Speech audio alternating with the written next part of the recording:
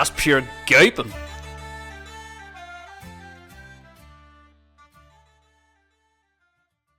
We're recording. Hey! Episode 49. 49. We had the ninja himself, Paul Allen, on with us.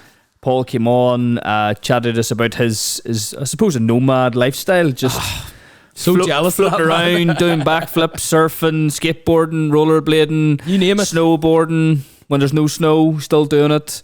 And yeah, got to chat to Paul, old childhood friend of mine. Played a bit of rugby with him back in the day. He was doing backflips back then as well. And What did you think of that episode? it was nuts, like nuts. It was a great episode. I actually invited Paul on just to chat about the parkour elements, and then you had the Ninja Warrior elements as well, and then it was great to hear about Paul's background, that he's working with Ninja Warrior now and designing fucking courses, That's which is so cool.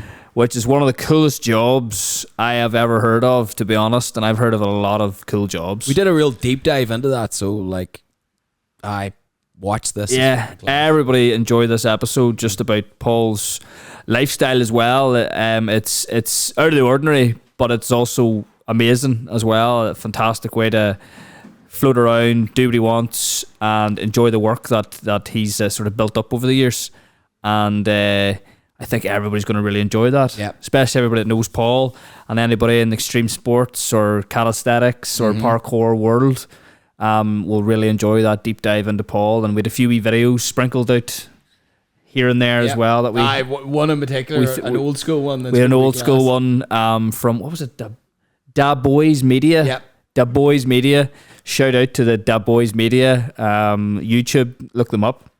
And yeah, hope you really enjoy that episode. And Fergal's going to look in Paul's van here. Yeah, I'm gonna be looking as well. And you'll find out about that soon. And practice L-sits apparently. Practice L-sits. We'll cue the wee bore on. Enjoy that episode. Enjoy. There we go. Fantastic. Are you planning to load this up to YouTube and stuff like that? YouTube and Spotify. Yeah. Spotify started doing videos as well, which is cool. Did you know that I think they actually brought that in because of Joe Rogan? It is, yeah. Really? The Joe Rogan deal. So they were like, we'll pay you, Joe Rogan, to come to us. YouTube, block your shit all the time. You can't say stuff. Just release your socials on there. Put your full podcast on Spotify, and we will purpose build a video player in Spotify for you. Really? That's how lucrative the deal was. And then we'll give you 100 million too. Yeah. We'll give you fucking 100 million. Okay. Nuts. Sold. So we're doing that as well now. So our Spotify has... Our podcast is better though. Way better. I don't know. We better guess. Building momentum.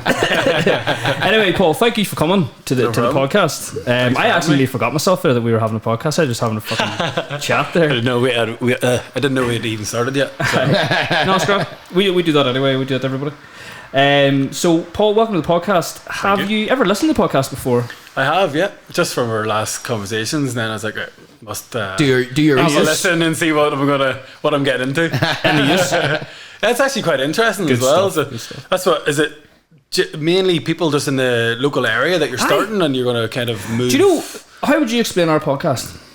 It's mainly local. It's just interesting people who we want to have conversations with. Yeah. Like I feel like if we didn't have this podcast, the way we would talk would just be like a 5-minute thing of, how's it go? I'd meet you in the climbing gym or something. I'd go, how's things? And we'd have like a 20-minute catch up, but not an hour and a half, 2 hours of getting into your And I feel like that's missing these days. So it's something like, it's real selfish reasons why I do this. Oh, it's completely selfish. It's like, just to get people in a room. And do you know where I learned it? I know we'll come back to the Joe Rogan thing, but someone asked him one time, why does he do it? He goes, I just fucking want to talk to people that I like. Yeah. Not even like, interesting. You know, and could I learn something from them? You know, there's stuff that you think, oh, I like this, or I like this type of topic, and you're like, I'd love to know more about that. Let's bring someone in that actually knows about it. Indiana Stones was a prime example. Indiana Stones, right? Go back to this episode. I think you'll like this. Indiana Stones. Indiana Stones. Okay. This guy has unearthed this ancient rock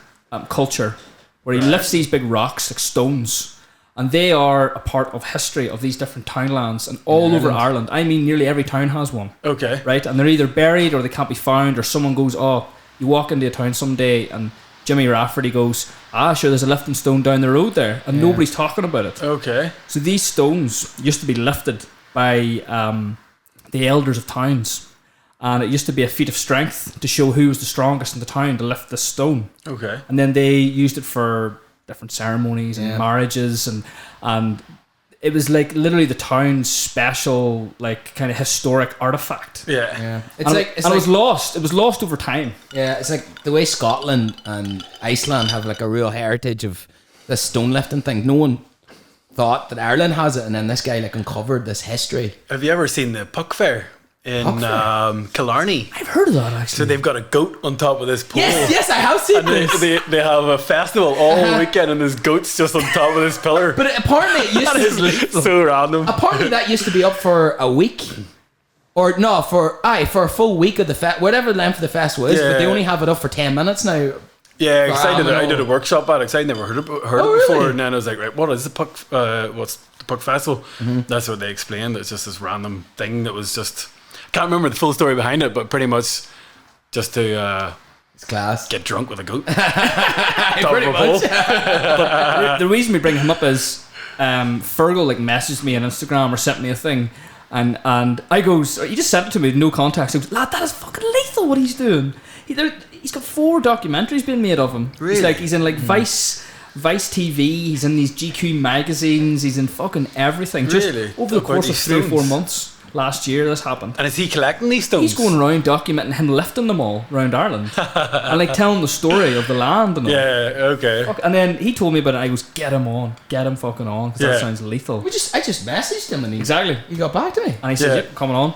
And that's basically what it's like. But then, because we had the business before, we know everybody in the... Not know everybody, but we know a lot of people in the area. He does. And further afield, from all our meetings and randomers you meet along the way. Yeah. And you kind of figure out these characters and you're like, fuck, that's a very unique thing that they know or what they did and stuff. And it's...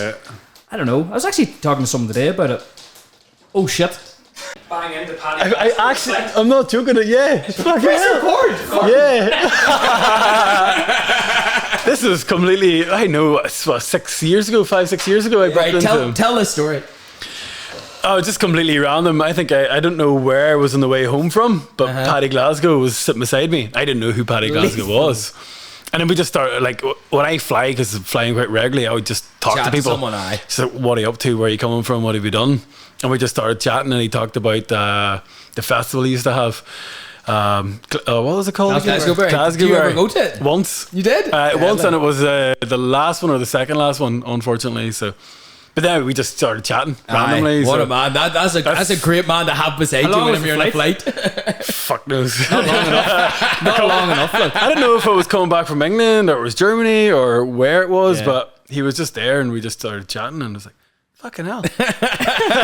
And now I know who he is. It's like, fuck, I would have picked his brain even more. I know. That is lethal. What a legend. Right, are we back? What were we talking about there? Do you remember? So how did you know about that? Because Paddy came home from that flight and told me this massive long story about talking to you. Really? And he was on the Ninja Warrior. This boy, the Ninja Warrior, he knows these sets. And then I was about half into it, I had no idea what to do. There we go. Here, thankfully, what we were talking about was nothing to do with the podcast. So will we get into it? Let's get into it. Paul, thanks again for coming. No problem. Thank you Some for having me. technical issues there. Yeah. Now we are back. We will start with the quick fire. Oh no. No, it doesn't need to be that quick, don't worry. And it's not that hard either. So potato bread or soda bread? Soda bread. Toasted though. Toasted soda bread. Not fried. Toasted's better. Okay. Better for you or better tasting? Both. We actually had a baker on last week, and I'm a potato bread advocate, and he went for soda bread, so I'm starting to a baker. Potato bread's a fucking tasty. baker, like Yeah. was saying soda bread's the better one, so it has sort of swayed me a wee bit. Beans or mushrooms? Beans. Mushrooms are stinking. I disagree. Cup of tea with your fry or a coffee? Coffee. Favorite flavor of ice cream? Coconut, I would say. Whoa. Coconut. It's a bit out Coconut there. ice cream. Fucking weird, lad. Are you a bounty guy? I like You love bounties. I don't bounties? eat bounties often, but I like coconut. Bounties. Really? I think I called them serial killers. Anybody that eats some serial killers in the last podcast? Like, That's why he's travelling Who so wants much, to eat a full bar of coconut? Like, it's Man, fucking, it's class. It's Have you actually ever ate coconut out of a coconut from a tree? No. fucking Man, nuts. it's so good. Is it? Only when I was in Costa Rica there, because before Serial I've got coconut off a tree and try to like hack into it, and it's so much effort. And then you get into it, and you're trying to like stab the meat out of the coconut. Aye. And it's a pain in the ass. So like when I was in Costa Rica, I bought coconuts from the shop. I was like, right, there's an easy way to do this. So obviously went to YouTube, and I was like, boil it for 10 minutes. And then you crack it open, obviously get the water out. And then you boil it for 10 minutes. And then you just go, stick a knife in, boop, boop, boop, and it pops out the whole thing. Wow. Game changer. It's actually class. Is this a coconut? A real coconut, yeah. So it's do real you coconut. realise like Neanderthals and early humans were able just to break them open, and now we have to use YouTube? Like, Yeah, but yeah. no, I have to use YouTube as well. Like, I'm just saying, it's just Before, funny. It's a 360. Like, I was in the Maldives and there was coconut trees, but only had a butter knife. I was able to climb the tree, get a coconut down, but you know, it had this green husk. And I've never broken into a coconut before, so I was like smashing off the rock, banging off trees. It's like, this thing is not opening. So I was like, right, butter knife it is, and eventually got the husk open. Took forever.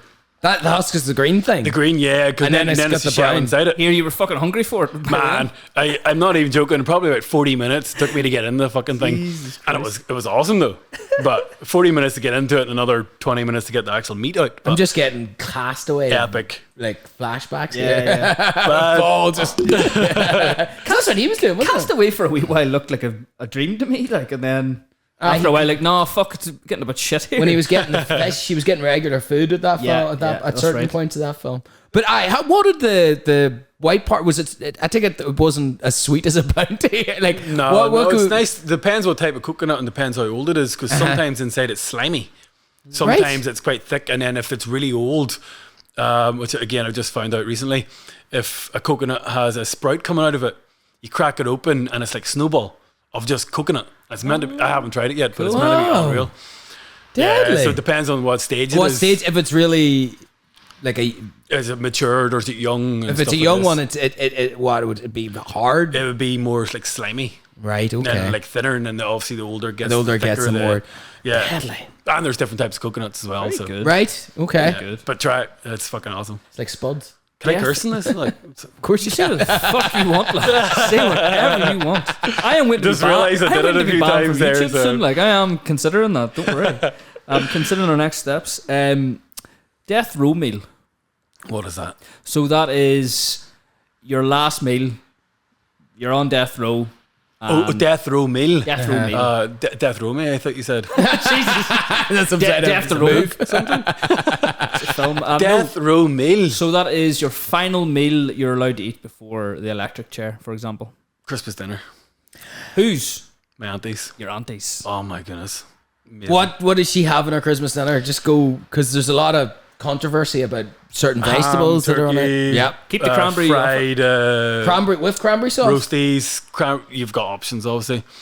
Cranberry sauce, yeah, everything. Oh, Everything. man. No Just the whole works.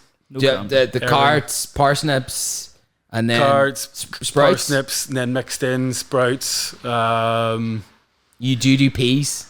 No. Ah, good. Nah. No, I wouldn't do peas. Peas on maybe a Cauliflower Sunday dinner. or anything like that. No. Cauliflower, cheesy cauliflower Aye. sometimes. Sometimes on a Christmas dinner, yeah. Sometimes. See, that's controversial. It's lethal. I don't know. That's one meal now I actually really want. Like, it's a Sunday dinner. Yeah, I know. Carvery or something like You that. get one Well, I this- suppose when you're you get one this traveling, weekend. I'm going to get a carvery on Sunday. where you going, or is it home? Don't know yet. Depends if there's surf. Lethal. Probably Deadly. in the North Coast. Somewhere Somewhere. in the- oh, okay. Yeah, hopefully. Lovely. Rollerblading or skateboarding? Rollerblading. Actually, because I rollerblades, it's my passion, but I enjoy watching skateboarding more. But I obviously rollerblades, so rollerblading. Yeah, I enjoy your videos so much. Thank the, you. The things you can do. We have a few here. Do we? Okay, Oh, right. oh, right, no. well, we'll move on to them. I won't No, talk it's grand. It's grand. Who was the most extreme? Tony Hawk or Matt Hoffman? Matt Hoffman. Tony Hawk wasn't that extreme. Tony Hawk done some really cool tricks before anyone else. Yeah. He's not that extreme. Damn it. Very calculated. Matt I've got Hoffman. videos of Tony Hawk. The stuff that he done was awesome. To be I've fair, got a really like, good video to watch anyway. Okay. We'll watch it a wee bit. sick. Anyway, I've got a wee quiz. So cue the music, It's the ninja quiz. and then I stick it in. So this is the ninja quiz. Oh, What does the word Sorry. oh no. What does the word ninja mean? Stealthy and deadly. Very close. But Is it's that right. actually? It is right. It's stealth warrior. Stealth warrior. There you go. Yeah. Yeah, but you're right. That was a good guess. What country is most commonly associated with the historical ninja? Japan. Correct. What is the traditional weapon often associated with the ninjas? Samurai. Sword. Isn't it? Ninja Star. Death Star? I actually don't know what this is. I was Say sure it this again. comes from a It's called samurai. a shuriken. Shuriken. Did you know that? It's the same thing. It's Oh, what the is it? Ninja Star thing. It's a star. You said a sword. Samurai sword, yeah. Nah, you're wrong then. what was the primary role of the ninja in Japan? To kill people silently. Assassins? Were they assassins? Yes, assassins. No? You trying to join? I Forces? thought I'd help. This is I'll give you one more. What, just warriors then? Just a warrior? to protection. Spy. Spies. Spies. That makes a lot of sense.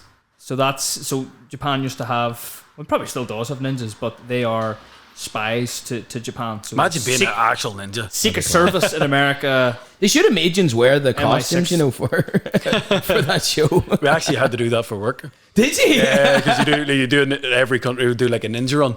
So then we dress as ninjas, do runs and tricks and stuff through the Lethal. course. Oh, Yeah, clowns. really fun, like. Then no one knows who we are, so sometimes we fall in the water as well. And then no one knows who we are, so it's like, ha, run away, and someone else comes I know back into the ninja suit. that wasn't me. I'm very good. You never. I know you were saying you weren't into films, but have you ever seen The Three Ninjas when you were younger? No, Films? Fuck's sake, you really haven't seen films. I don't really watch TV that much. Name 3 extreme sports elite athletes. 3 extreme sport athletes. Yes. Nigel Elite. Elite. No, they are the Jordans. Houston. Okay. You know who he is? Not a clue. Skateboarder. Skateboarder. Incredible. Yeah. Riley Williams, Australian guy for Nitro Circus. He's scooters. He can now do tricks on rollerblades. He does BMXing. Scooters. I'd like to see Nitro scooters, Circus stuff. actually. Check it out. He does like triple backflips, flips his bike around. The BMX stuff's like just crazy. insane. Oh, that's cool as fuck. Yeah. So he's. Have you got any? Has he got? Oh, none of these. None of these guys. No, these are all like Matt I think- Hoffman. Yeah. You're bound Matt to have him Hoffman. there. He's Tony Hawk. you Tony know. Hawk. Yeah. Kelly Slater. Kelly Slater, the goat. Yeah. Surfer. I don't. I was gonna say I don't know if surfing's extreme, but what they surf is pretty extreme. Yeah, that's scary. Yeah. You see them They're sharks. getting barreled in 10-foot waves on the Yeah. half a meter of water on the reef. Actually, I watched this video recently of this surfer. I think he's from Hawaii or lives in Hawaii anyway, and he was like surfing backwards, like surfing the waves coming. Or the wave comes in and he catches it. He catches and then it as crashes it's and goes coming that out, way. and he's jumping on the back. It's Yes. fucking insane. And then he's hitting the waves coming in as well. Yeah, pretty Crazy. sick. I can't remember the name of the fella though. Yeah, He's fucking class. It's so I've seen cool. that video actually recently on Instagram. Yeah, going so around did doing I. his Aye. rounds. It's Yeah. deadly. And then I followed him on Instagram, and he does one where it's like it seemed to be like a river going out into the ocean, and there was like big waves coming. Are you at talking about Ben? He does like novelty waves. it. Maybe I'm not sure. Long-haired fella, Australian guy. Aye. Aye, so he's been obviously he's made himself quite famous on YouTube for surfing novelty waves. A novelty wave is a wave that no one wants to surf, but he's on these big foamy boards, or now his own foamy boards, just surfing these random things like rivers off back of boats. and Aye. real mad stuff like That's like crazy. really, really like, crazy. But the only thing I was thinking the whole time is like, if I even attempted to do that, that's me getting washed out into the ocean. Like, that's me fucked. Oh, you're talking maybe about. He's a professional surfer, also a YouTuber guy.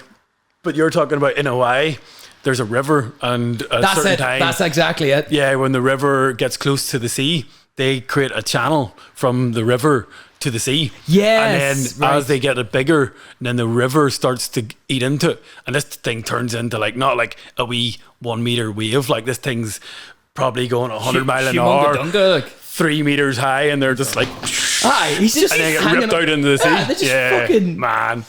That's Another reference, insane. Pokemon. Did you ever see that episode in Pokemon? Pokemon. This is years ago, obviously. Okay. But there was this episode where like Ash and Pikachu and everybody was in this village, and it was literally there was a wave came every 100 years or something, and like the one person in the town was going to surf it. It doesn't matter. This is like this guy. only this is real life. I am away with the fairies, but I'm just like maybe You need to get a video of that. It was based on that. You know what I mean? Anyway, Ninja Warrior, Paul. Yeah. I was just going to read out what the actual description of it is, in a sense. Ninja Warrior UK is an adaptation of the Japanese television series Sasuke, sorry. Close. Not even close. It first aired in 2015 and features contestants attempting to complete challenging obstacle course, notable winners. I don't care about them. Who won the second season? It doesn't matter. The show has connections with Ireland and Northern Ireland. Has there been a few contestants over the years? From here? Yes, from here Yeah. or Ireland. Myself, Gareth Weir from Cookstown. Right? Yeah, he done really well in it, actually. I He's didn't class. know there's I didn't anybody know else that. locally enough. Yeah. Very good. And then there was a few other people, but I don't know who they are. So, Portrush, some guy from Portrush. Really?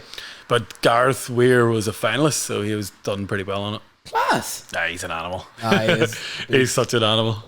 Lethal. No, I was just to say I've got a couple of Ninja Warriors stuff here, Paul, if you don't mind me putting them on. Yeah. Look at us. Look how fancy this is. Look at Playing this. videos and stuff. Look at us. Ninja Warrior. Well, let's bring it all back for you. The amount of times people have said, "Look, I've seen you." I was like, "Where have you seen me?" Ninja Warrior. Where do you see this video? And then people are, "What?" And then everyone gathered around watching me on Ninja. I'm like, and it happened so much. Well, let's do it again. I'm actually going to turn it down because I don't actually care what they're saying too much. Look at him. Who is that guy? That's nuts, dude. That's fucking nuts. Handsome man. That's easy for you. This was the last one. Oh, was it? Yeah, it was the fifth one. I got invited back to compete like an All-Stars special Very thing. good. Anything can happen. He's away. So much fun. It looks deadly, dude. does. It's actually really, really good It looks experience. lethal. He puts the fast in Belfast. Oh, they love that shit. Like, Did ya? Look at Oh! that. Yeah. Oh, look at was the there. recovery there. I love the way you did the way you flipped. That happened on that. It's 1.3. That happened 3 times in a row. I nearly fell in it's the same position because I wasn't really paying you attention. do like a wee tumble.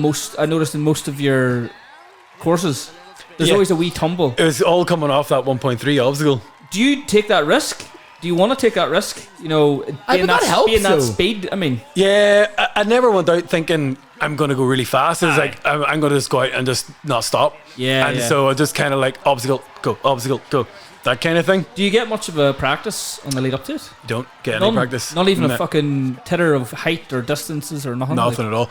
That's- Before you go on, this one's really fun that's actually. mental. That lad. is crazy. It's hard as well. That's my favorite one. Because you're pulling like this and Yeah. it's square, The so speed you're you're going. literally That is pulling my flat-handed. favorite one. Yeah. Your grip There's an strength. amount of G-force going through that. As your legs come amazing. off. Lad. See, when I seen it, I was like, wow, that looks fun. And then I was like, fuck, do you know what? Physically, that is tough. That's like. probably one of the most fun obstacles, but also the one of the most underrated, I would say. Yeah.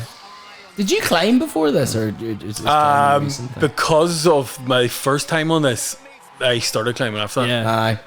Because This is nuts here. Like, that's actually just arriving home from the night out. Like, that's easy. Like, Get some beers. lethal.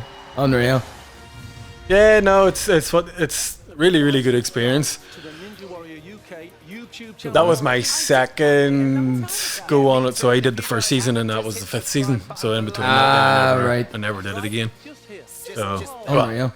I started working for them. That's why, pretty much. After this or before? Before this, I had started working for them already. Easy. Right, and did they contact Not this you? company. I worked for the competitor company that set up all the European ones, but these guys are a company from America that does American Ninja Warrior and the UK and a couple Right. other ones in Europe. So, And then are any of them associated with the original show? yeah, they're all associated. So, Sasuke, the actual show, is owned by a company called TBS, Right. which is a huge company in Japan that they hold the TV rights to Loads of things. Takeshi's Castle, Lethal. stuff like this. Yes. So they own the rights to Ninja Warrior. So what they do is they sell the rights to Echoline, the company I work Right, for, okay. or See, I ATS, see. the company that did the UK. Right. Very good. And then we get the rights to show it, and then we sell it to TV companies Yeah, in different countries. Okay. That's how it's all linked up. That's class. Lethal. So And then it's sort of maybe branded for per country, just whatever way they think. yeah, because then every country has a slightly different view of what they want from What the they want TV. to see from the TV. Yeah, like the UK. Does that it's more dictate idiots. the course? Does that dictate the course? Yes and no. Just in terms of So there would be say they want 13 people out of 30 people to get to the final. So you have to make it hard enough that You have to make it easy enough, actually, not hard enough. It doesn't matter how easy you make it. People have got nerves. People have got cameras in front of them. Obviously, people don't do movement as like parkour and stuff like that would Yes. help. Right. So there's all of these aspects you have to kind of gel in and make a guess. you can only do So- the structures. It's really up to the participants of how they use the environmental factors. Exactly. With them or without them. Exactly. So at the very start, we were really like, when I first started working for the company, we were like, it's Ninja Warrior. You know, it's to get to the finals, you have to be at earn least your this. spot. Aye. But then you would have 5 people, maybe maximum, going through the first stage and all of their heats. And for TV, that's obviously really crap. Yeah. So they were like, Does everybody okay. just fall? Yeah, we're like, well, it's Ninja Warrior. Like, what do you expect? Exactly. 5 people make it, 5 people make it. But they always say then, so they want 13 people or 15 people to go to the next stage. So 5 people get through, 10 people don't. Or no, 5 people off the 15 only made the course, but 15 people go through. So it's not good TV. So we have to kind of try to tailor the course as best possible to make it doable for a mixture of people. So is it like the fittest people? Depending what country you go, the fitter the country, the harder you have to make it. Yeah, always in the first country you go to, or the country's first episodes you go to, you don't know because you've never seen them before. Aye. We started going out to the casting, so that would be one of my jobs. I would go out and watch contestants do a load of tests similar to what we would expect people to be able to do on Ninja Warrior. So we would do that and then make a guess. So you get like, I don't know if I should be saying this stuff, but I'm just it'll be fine. It's So fascinating. you get like reds, orange, and greens. So reds are splashers. Reds are people that you know are going to fall within the first 1 or 2 obstacles. Yeah. Do you paint them like sheep? You know. You should do. But the scoring system like that's good in a way, but then a red gets all the way to the second stage, and a reds should never do that. And then they're like, "That was a red." Like, yeah, come on. Maybe they were. Yeah, they're really like. Yeah, yeah. Maybe they were nervous, and then a green, like this guy's going to the finals, and then he falls in 1.2. You're like, Slips on a banana. what? Yeah. So people do it as well. So That's class. Don't worry, we're not watching loads of these. This is the last one. all good. When's this? Is this one before then? Or is this at? What was? 2015. There you go. Oh, look exactly the same. Same one. Looks like it. No, it's not. Is this the exact same one? I thought it was there. No, I don't think so. This could be. Yes, because I nearly different. fall. This is the same one. Ah, look at the flip. This could be nearly the finals, I think, maybe. It's a wee bar. Love the roll. Love the roll. Good thing if I didn't go fast and I did that, I would have fell in the water. That's what I'm So saying. at least there's I like. wondered about the method on it. Like, was there a method in the madness? You know, I never really thought. I kind of just got excited and was like, Yeah. go. That looks insanely hard. It's quite a nice one. It's all, again, it's momentum and just kind of preserving your energy. Was the time trial? Was there a time trial within these? You know, was it? Did they set you a certain time, or was it just would have been, say, the fastest 10. right? So you're not stuck to a time, but the fastest 10 go through. Nah, that was piss easy for you. Like. You've never did. I do parkour in lots of different sports, so like looks it like kind you're in of. Magherafelt Park there, just jumping about. I think it's obviously from doing loads of different sports. So what do you think? Kind of What do you falls think? into doing Sport, what something like sport suits our Ninja Warrior the best? parkour and climbing. Those are the two for sure. Because parkour makes you be able to adapt and move To different. on the fly. You know, kind of you know your body and know what to do. But then you need, like, especially to have the endurance, you need to have strong forearm strength. Yeah, so the combination Of both. is really good. Yeah. Because some parkour athletes are really good at moving, really good at jumps, can swing really well and really far. But they don't when have it comes to do it for long enough. yeah, no. Well, when it comes to actually hanging and swinging and stuff, which all of the obstacles are swinging off stuff, they get pumped out. Same for a climber. A climber could be climbing 8As or climbing insane climbs, but they can't move and they can't jump. So this is the beauty of parkour Ninja Warrior is you have to have a mixture of skills and abilities to be able to adapt, but also preserve your energy through different skills. So, Have you seen a person that's done like Ninja Warrior and then they were like really good, but halfway through you're like, oh, that guy's burnt out. He's not gonna. Really, like you see a lot of like top athletes, like professional climbers, professional parkour athletes. They come through and you're like, this guy's gonna smash it. There's I can't remember the name of the guy. I can't remember, a German guy, I think it was. But really, really high level climber. Like you'd probably know who he is. Like he's really, really high level climber. Can't remember his name. But on a balance obstacle, he fell. So it was used to be these two like cylinder beams that you start on it, would go down. You have to walk to the middle. It tilts. Right. But they're circular, and he fell on one of them. And I'm not even joking, because of his technique. He fell sideways like this. Grip, you're not allowed to use your hands. Gripped his legs and stopped himself sideways. What the fuck's he gonna do now? Grow another leg. What happened? Man, it was actually insane, and he got himself like how he did it. I don't know. He did it. But he wasn't able to complete the whole thing. But he got himself. He managed around, to get himself back up. sitting, and then he's sitting. He's like, how the fuck do I get off? Yeah. This guy was a guy that was capable of doing the whole course, and just because he had no balance, probably a bit cocky. That's class. Like, what? That's fucking sofa's about to fly away there. Yeah,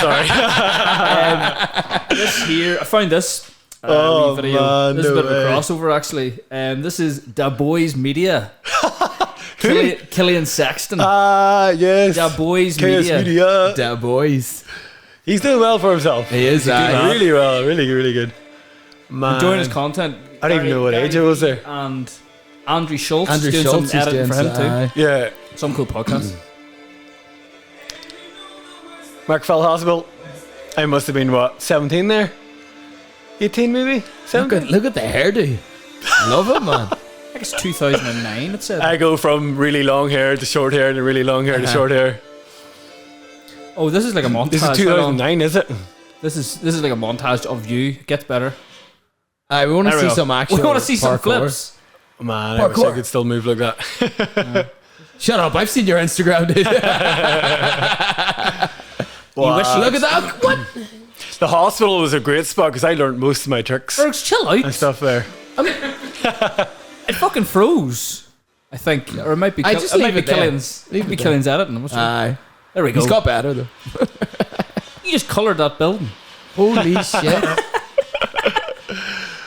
Lethal. Oh man, this is so long ago. Show it. Show it, Killian. He's sitting. Whoa! Lethal. Look at this. Holy shit! Man, you almost like I've landed watched in these your neck. videos for so long. Call the fucking vet. Jesus Christ, come pick this monkey up. Look at this lad. It's nuts. Oh man, Who was all doing this, Magherafelt? Was it just you? me and Killian. Literally, that's it. Killian got me into it actually. Like, he was looking for a guy called Paul that did parkour, and I was having to skate in Holy Family. I was skating there, and he's like, "You Paul?" I was like, "Yeah." He was like, "Who the fuck are you?" He was like, "Do you do parkour?" I was like, "I seen this other guy do it," and I was like, Let me turn this down a bit. Jeez. Oh, "Yeah, I like seen this other guy doing it." I was like, "Yeah, I don't really do that." Like, and then he's like, "Oh, let's come climb the roof," kind of thing, and then taught me how to do a wall flip, and then that kind of went from that. I remember you were playing rugby. I think you were at the rugby club one time. What's your brother? Is it Mark? Mark, yeah. Mark? Yeah. I remember. I think when you were there, you go, "Oh, that was the first time we ever tried that," and he got you.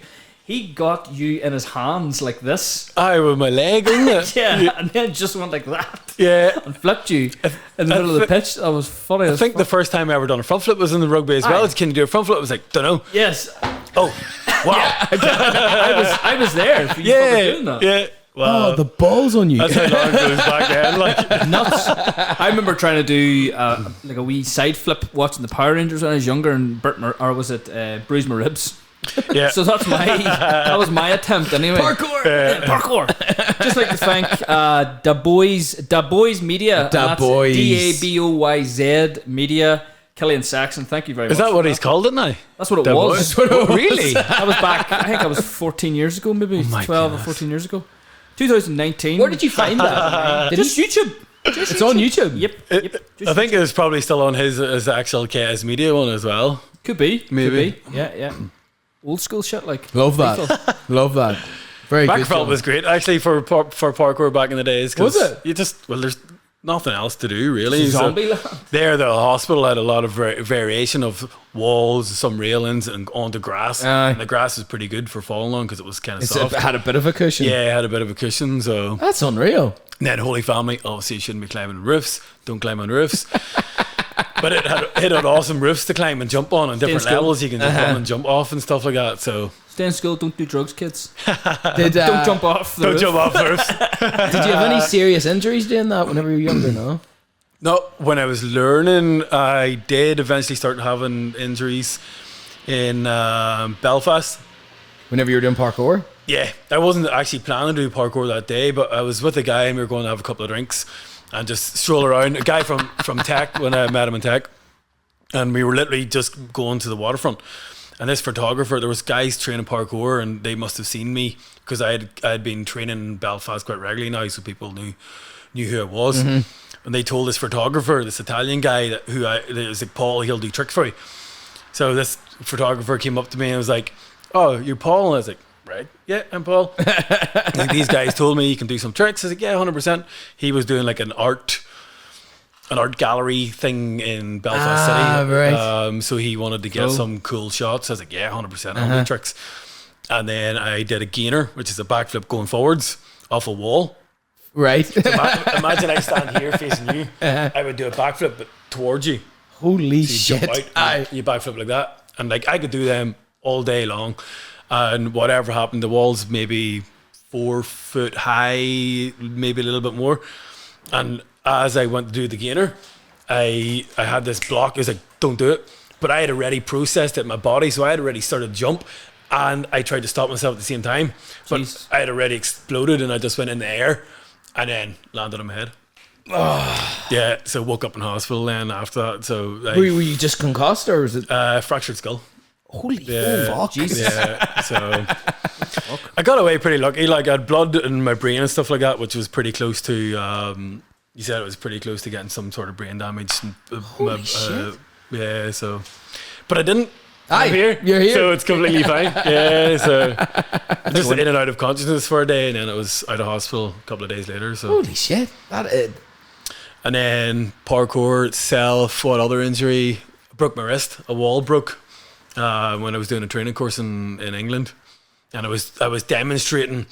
Like there was like do something that you don't usually do, and I don't really do a lot of like scaling and high climb, stuff like that. So I was like doing this, like it was like kick up, like like an archway of there's a door and there's an archway, but there was like a really cool shaped roof. So you kick off the wall, do a muscle up on that. Then there was like 2 bricks out, 2 bricks in, 2 bricks out, 2 bricks in, and so I scaled across, up, and then down, dropped onto a rail. That was fine, complete. I did it, and then I was demonstrating to all the rest of all the other students, people that were doing the same course as me. And as I was moving across, I moved my hand differently, and the brick broke, and I fell 5 meters maybe to my side and broke my wrist. Other than that, parkour, I've not really broke stuff. So mental. That's a similar. What's that? Can you close the window? Oh, good. Somebody's letting the heat out. You work away. My hands are frozen. You can? Aye, but the window's open too. Is that the sound bad though? But with parkour, like you learn through parkour how to fall. You learn what you can and can't do, and it's normally another factor, as in slippy walls, something break in, that you really get injured. It's like outdoor climbing when you see those videos of people like, you know, they go to grab something and then fucking half the It just comes off. it comes off. Like, you can't predict any of that stuff. Exactly. And then you watch those movies with like the likes of Alex Honnold and all those big wall climbers, and they're saying they say this, that like, you know, they could put their hand on a hold and there could be like a fucking spider, there could be anything like on the wall that could put you off. It's probably the similar to parkour. I'd say there's that element of you can't, because it's not controlled. Like. Normally, like, obviously when you're younger and you first start it, you don't really check everything. But now, as you get older and obviously get a bit more matured into the sport, like if I was going to jump the railing, I would check the railing. If I was going to jump off a wall, I would check the wall. Yeah. But when you're younger, you kind of just, I'll jump to that. Obviously, sometimes there's things that you can't check. You can't just go and go over and check it, or it's too high or something like that. But most times now, sensible people check it before you jump to it. Look, that's interesting. Fucking make sure and do that next time you're hanging around. Oh, when I'm doing my parkour. I fucking seen you around Magherafelt. The most I do is like get up on a wall and kind of do that. That's parkour. That's parkour. But do you know what video I was going to bring with me? Do you remember? You ever see the Office one? As I was going to say, I had a feeling this might come up. Actually, I'm not gonna. No, do you know? I was like, no, I'm not going to stoop that low. Yeah, right. I have it here. That's good because I have it here. No, don't. I've actually got Tony Hawk doing a 900. That's insane. It's crazy. You see now, like 12-year-old kids doing 1080s and 1240s. Fucking and nuts, man. Insane. But I enjoyed this. That was a cool video because it showed how many attempts that he was going, and like, they were going to shut him down and stuff, weren't they? It's mad to think he's a multi-millionaire just from doing this trick. Yeah. Like, because the game came out of this, didn't it? Yeah. It's fucking crazy. And when you watch this here, what do you see? The team are just buzzing for him. Aye. Like he's all the skaters are like, do it, fucking do it. See, this is a great thing about urban sports. People, even though you're competing against someone, you're also rooting for them to do well. Yeah. There's not rivalry that you hate the person, you want them to fall and injure themselves. Because the sport does well. Yeah. All the fucking skaters just... So it's like you're just competing against all your friends, and when they do something sick, you're obviously psyched for them. Sick. Wow. He didn't do it. So close. I thought that was it. See how low he compresses there though? Like he's like literally in the ground. Squat like this. How is his knees not blew out there? It's insane. Must have some fucking hammys on them. Yeah, he's just for that impact. Insane, like, isn't it? Crazy, aye. What is going on there? It's like a fucking cult. But you also think how steep that ramp is, and that ramp's probably what 10 foot high, and then he's going what 6 foot, 7 foot out. Wow, he did it. But like, I don't know why I wanted to show this. I fucking just remember watching it years ago. It's one of them moments where like he just fucking pushed. He pushed the bar. He pushed the bar. You know, high, yeah. And it's fucking nuts. Me and Jude remembers our day of going skateboarding that one day, and we tried to drop down, but I mean, like halfway down a tiny ramp, and you're still shitting yourself. Like, fuck, it's so scary to get like. Just to trust your body, like tell your body, just go lean into it, just fucking. I don't know, like. Did you do it? Or did you fall? Not properly fall. I fell about a million times. Like, I know what you mean. Does he fuck? I think I dropped down when it was like, you know, that much off from the ramp. Yeah. You know, I dropped down from it, but I don't think that counts. Any higher, I shit myself, and I couldn't. Any drop off's a drop off. I don't know. You gotta take it when you can. Fucking drop out. Sound like a drop out. Doesn't sound like. But the balls on any of you guys that do that, any of those, like the rollerblading that you do is crazy. When did you get into that? Like, was that after? Rollerblading was maybe 10 years old, something like that. Really? My older brother Andrew used to skateboard, and him and Richard Nichols used to skateboard, and then Sean Graham. In Magherafelt, like? Yeah, Michael Where? Malone, all them boys, like they used to skate at Magherafelt High School. And I would just go down and watch, and then I think it was Richard Nichols had a pair of these really ugly brown rollerblades, but he gave me a go on them, and then after that I was hooked. Yeah, and it's something that I'm still doing now and still as passionate about. Yeah, I still see the videos. They're because of class. injuries. Because of injuries over, obviously since I started skating, that's a lifetime ago now, but because of playing rugby and stuff like that, and then my body, my job, I use my body, so you have to be careful. Yeah, and then I'm always getting injured, so then I would skate for 2 years, and then I'd break something, or I would dislocate something, and then I was like, fuck, I can't work, so I have to stop. Let's rewind it back to whenever you had no injuries. Yeah. First memory. What was your first memory? Off. Origin story. Oh, right. We're going very back. Sorry. Oh, what are we sorry? We're going way back. My first actual memory. Jeez.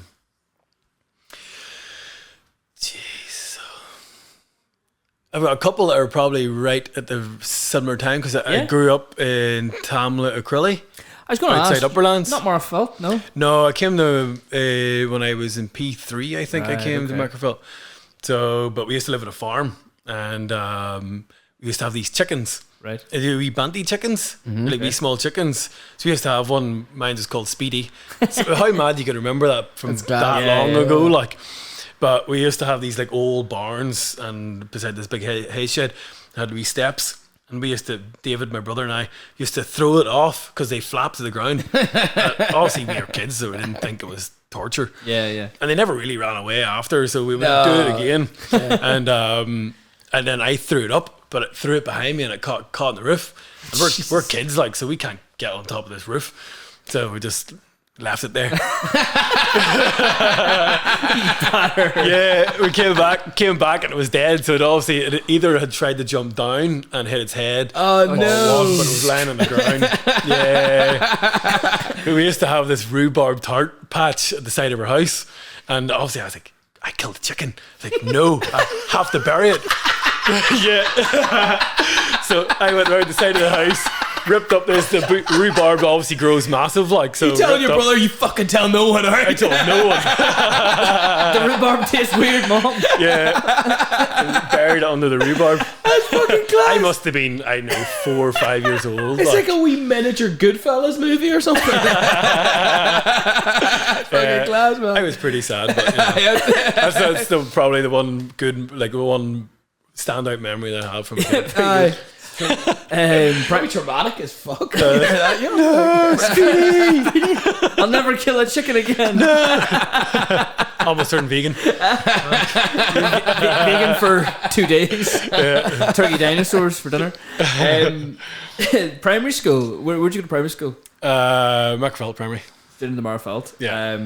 And then siblings, actually. How many siblings do you have? How many brothers do you have? 4 brothers. I am the second youngest. 4 brothers. Yeah. I think there's about 30 of you. So I don't know why. That's because we're like, our friends are like an attachment to us. It could be. All of our friends are friends with my brothers. Yeah. All my brothers' friends are friends with me. It's probably similar to. That's probably what it is. Yeah, it's probably just like a similar to us, I would say. Cult. The uses. Cult. How many have you got? 4 boys all together. You're 4 boys? Yeah. No sisters? No sisters, just all boys. Thank God for that. I think it would have changed the whole dynamic of our house if there had been. I think so, yeah. Because your dad probably would have been super protective, or all of us probably would have been super protective of that girl, like, and I don't know, would have changed everything. Someone to worry about, where boys, you're just like, fuck it. Whatever. Yeah. Whatever happens, like. I just have Stephen. He's enough. I wouldn't want another one of me either. Like, but you know sisters or nothing? No sisters, no. No, just the 2. Just me and him. Thankfully. Yeah. Nobody needs no more than me and him. Like, to be honest, there's fucking enough. Handling. But yeah. So primary school, Magherafelt. Did you go to Magherafelt High School? No. Oh, the Sperrin. Oh, Sperrin. Yeah. Very good. What did you do there? What was your sort of subjects? Jeez, just the normal subjects. Did you enjoy school? Forced to do. what was the ones that you liked most, maybe? P, obviously. P and technology. Technology. Yeah. Fuck everything else. We were really lucky because we started in Sperrin as the only pupils, so it was first years. Up beside Spires. You were the first ever. The first and only, yeah, right? The first ever. So it was first years only in huts up beside Spires. Second year we were also beside Spires, I think, and then we moved down to where it is now. But again, third year we were in mobile huts till the school was built. But every year there was only 1 year below us, so we were always the oldest the whole way through school, which is really nice because we bonded with the teachers really well. So I enjoyed school. Obviously the thought of going to school and doing homework and stuff in school, I don't like that sort of learning, but I enjoyed school in itself and the people in school because it was so diverse and so many different types of people as well. So were you sporty? Sorry? Were you sporty? Yeah. So that's... What sort of sports would you have been in back then? Rugby, inline skating. Then I'd started parkour. We played basketball, we played Gaelic, we played football. We did everything in that school, which is really good. Because obviously it's a mixed school, so we got to play everything. So I really liked it. Then... Moving on from that, I was just going to say... Did you stay around for lower upper sixth, or did you go on to get a job, or what was your next step? I was going to stay on. I thought maybe that was a better idea to stay on, but then I had to resit my maths and science. I was like, fuck that shit. Fuck it. I'm just so glad I didn't. Actually, like, I'm really, because I ended up going to college to do sports science. But I didn't like the people in my class that much, so I ended up dropping out of that, and then just started working.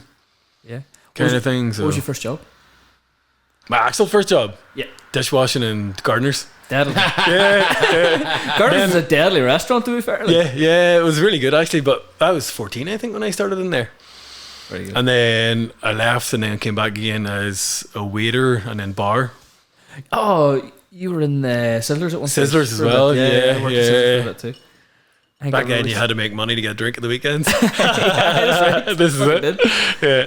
And then, job from job. Then, what sort of brought you into the other sort of sports, and then into Ninja Warrior? Like, what was it? What was your progression from leaving school and after that? Well, through school, Jeremy Hastings, don't know if you know him, PE teacher. So he was awesome. He was like kind of like my mentor throughout the whole way through, because of rugby.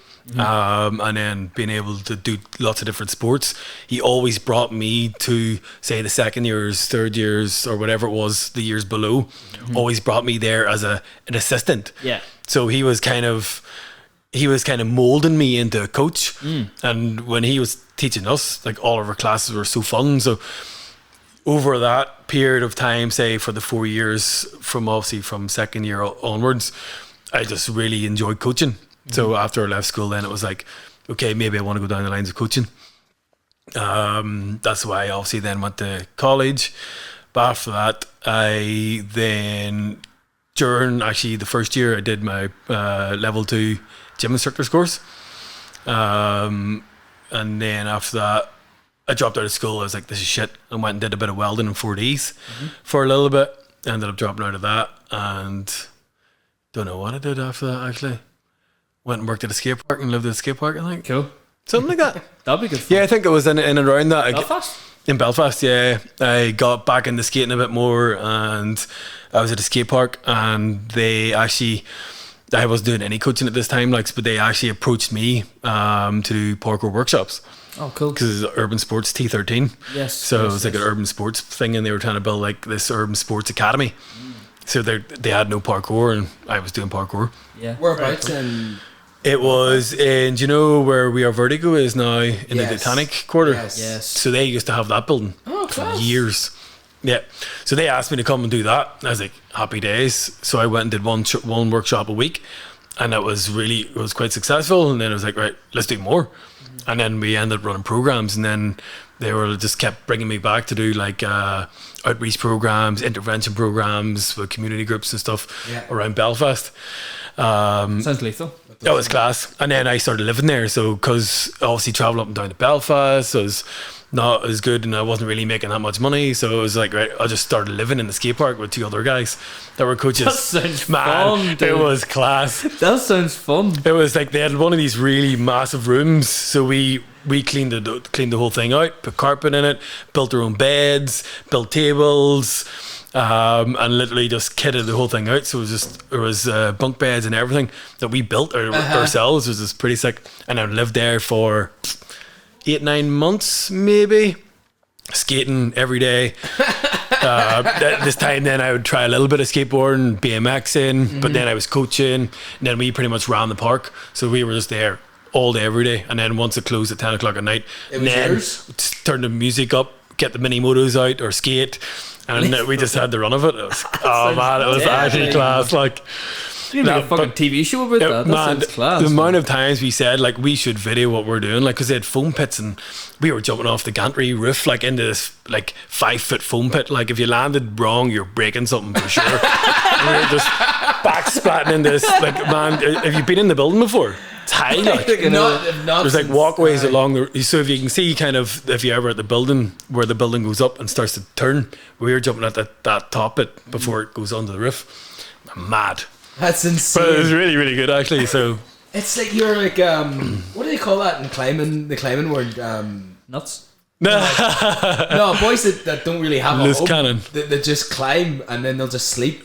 Oh, just like a bum. Aye, pretty much a bum. Yeah, we were literally skate bums. Like, It's so cool. Like every time I watch that, it's one about Yosemite. It's Valley Uprising. The Valley Uprising, yeah. Yes. So they were just living there. Climbing bums, dirtbags. Dirtbags. That's lethal. I was a dirtbag then. After watching that film, I was like, man, I'd love to be a dirtbag. Let's just fucking. It was like kind of a rock star lifestyle, because you were just doing everything you wanted to do, kind of as you want to do it. Obviously, we had to run the skate park and be professional. Do the lessons. Then we were doing like demos at the weekends. You would go away to a festival, you would drink, you would skate, and you get paid for it. Sometimes you do autographs. It was just mad. So it was kind of like we were just like living for free. Obviously, then I joined the Dole. Then it was like, well, I need to make some money, because we worked voluntarily. We only got paid for coaching, so we weren't making that much money, but we were just living a rock star lifestyle. You know, getting your clothes washed once a week, maybe, if that. You know, lethal. Real dirtbags, like, with no showers. They ended up getting shower blocks for us, which was nice. But then you were like, can I get showered at your house, please? I haven't washed in 3 days. Not joking, but like that's class. They were like, the dirtbags in that film were like, you know, they had ways of kind of getting calories in them. That's how rough they were. They'd go to restaurants and grab all the butter. Yeah, just eat the butter. Oh man, they had these things called Ramp Rage burgers, which they bring this burger van to events, but it's like the cheapest, shittest burgers you can ever get. And we did a massive event, Munster sponsored, so we had cartons and cartons and cartons full of tins of Munsters. And obviously after the event, they were just there, so maybe 2 months all we lived off is these Ramp Rage burgers, which is the shittest burger you could ever eat, and 3 or 4 tins of Munster a day. Look at the shit he's in. Man. You just do backflips. Yeah. Oh man, it was such a horrible diet. Good lifestyle. That sounds amazing. Good lifestyle in terms of fun, but for the health, Jesus, though. What are you having? A Monster. What are you having? Yeah. I'm having a fucking Monster. 3 Munster and 2 bottles of Buckfast, please. Fuck, just living on caffeine. Man, literally, like, it was, Jesus, oh. But that was really, really good. But that led into me then coaching parkours. Yeah. Start my own company, because I just moved out of a house, and it was quite a heavy weekend of drinking, actually, and I went skating on the Sunday, had an epic session, and literally one of the tricks I was like, I wanted to make it nicer, so I was trying to steeze it out, and I ended up falling and snapped my leg, so I broke my left leg and dislocated it. And then from that, obviously it was such a long recovery. That's how then I was like, right, no one else is coaching parkour, they don't have any coaches to do parkour, I need to do something to actually make a bit more money, because I can't go back to living that lifestyle. At what age was I then? 23 or 24 or whatever it was. So that's when I started teaching parkour, because I always knew I wanted to coach, and as I really loved parkour, was so easy to engage with people that can't move, difficult kids. Like, we did loads of workshops and youth clubs, and people just like, you go to youth clubs in Belfast, and they're just a different mentality of people than people from here. So it's really hard to engage with these kids that are 11 to 16, 17, all they want to go outside and get high. And because I could do parkour, and I do a backflip, they're instantly my friend. So I was able to really engage with difficult kids and kids that didn't want to do anything. Even the smaller kids that never did sports or the overweight kids that didn't do sports were like, we can do this. We can do this with the cool kids. So from that, I was like, there's a niche in the market for this, and you can see literally from week to week the mentality, mindset, and the movement from them just learning parkour. So it's pretty amazing. So deadly. That's unreal. That's what led me into teaching parkour. Yeah. So. And where did that take you, and what was next for you? So I literally just competed actually in the Ninja Warrior. So just before I started the business. Good publicity for the business? No, at the time I was youth working actually in Magherafelt Youth Club. Okay. So I was a youth worker, not a parkour coach. But I just started after that Ninja Warrior. So then I just started the business. And obviously at the start of a business, you're not really making that much money. So Ninja Warrior came along, and then I just balanced both of them together. And Ninja Warrior kind of supported the business until it kind of grew. So that happened over now, it was the last 7 years or something like that. Yeah. But I was Charlie Simpson. Yes. Jeremy Hastings brought me into the schools. So they were kind of my get in. So I was able to run workshops in Magherafelt in the Rainy. Mr. Simpson sorted me out with that, which is amazing.